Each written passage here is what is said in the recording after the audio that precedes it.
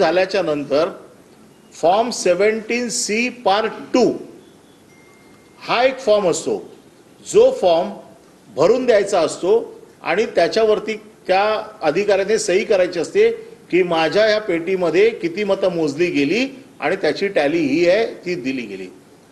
या लोकसभेमध्ये अर्ध्या लोकांना हे फॉर्म दिले आणि बऱ्याच लोकांना हे फॉर्म दिलेच नाहीत।